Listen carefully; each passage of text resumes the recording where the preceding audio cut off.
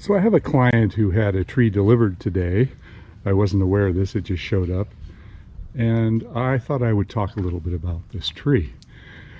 It's an apple tree, but it's a multi-graft apple tree. Every single one of these little tags is a different type of apple. It's got the Jonah Gold, the Gravenstein, the Macintosh. So over here is a Brayburn. It's the Fuji apple, and finally we've got the Gala apple. So if we look at this as an individual unique tree, a lot of people say, oh, that is so cute, that is such a good idea, we'll get all kinds of different apples. But they don't really understand the care involved in dealing with a tree that is first off shaped like this one. The shaping, keeping it in different levels, that's referred to as a espalier. And the espalier tree is meant to be trained along a trellis or wires or some sort of a framework that keeps it going. Now I want to talk a little bit about grafted fruit trees. You know, typically most fruit trees are a graft. You'll have a root stock and then you'll have a fruit that you want to achieve, and you'll have a tree that'll evolve, but you'll have one type of apple or whatever fruit tree it is that you're dealing with. And when you have multiples like this one, you have disparities in the rate of growth of some of these grafts. So you've got a lot of things going on. So here we got the Jonah Gold up at the very top here. That is the dominant tree. You can see it was stubbed off right here. And there was another graft right there for this one, for the Gravenstein, that's going off on this direction.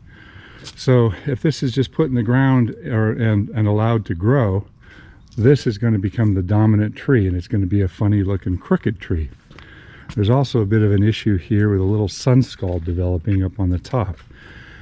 And espaliers are sometimes difficult to manage because of all these potential problems. So if they don't choose a good spot in the yard for this, and there's too much shade or it gets baked without enough foliage on it, it's going to have some long-term problems. But they've got the issue of not having any individual part of this tree become the dominant. You know, they've got to prune it in such a way that one part doesn't just overwhelm the rest of it. You know, these little guys down here, this little tiny graft in the bottom, the Gala apple, this one's doing okay, but they were all grafted at the same time. You know, this was developed in a one-shot deal. So I'm not sure what kind of an apple the rootstock is, but it was a tall straight whip that was cut off right here, and a bud graft was put in all of these different locations, and as soon as it started to develop, it was trained over into this kind of a cross pattern. And I'm guessing this tree is probably about 3 years old. So the fact that it's in a pot does keep it growing somewhat slower, but it's also constantly irrigated and managed in a nursery environment. Now that it goes into the ground, it's going to start to take off. Sometimes people say, well, I'm just going to put it into a big pot. Is that a good idea or is that a bad idea? Well, a fruit tree in a pot will be good for about 4 or 5 years if it's a big enough pot. But in 10 years' time, unless it's a huge pot, it'll probably overwhelm the pot. And as the pots get bigger and bigger, the ability to transplant them out and put them into larger containers becomes much more difficult because of the weight. So I haven't talked with this client about where this is going to go. I'm going to give them some advice on how to manage it, but it's going to become a hobby tree for them. And they're going to have to keep up on managing these 3 layers. And I'm going to highly recommend that they build a framework with either wires or boards or something that they can keep going on it. And the idea with an espalier is as soon as you start getting things growing up, like if any of these start growing up, they're going to start overcrowding. You've got to keep nipping them and pruning them in such a way that you stretch it out all the way. And sometimes that means you lose some of the fruit.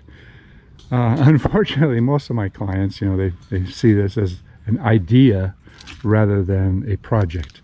And the idea is, wow, I'll get 6 different varieties of apple on one tree.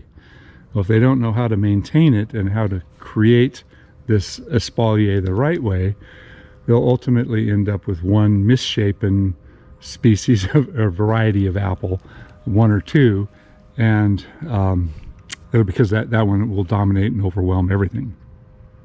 So they took on a job by buying this.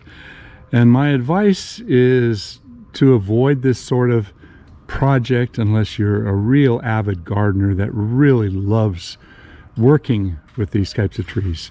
You know, if you plant it just thinking that it's a good idea, I think you're going to be sorely disappointed. Well, that's kind of interesting.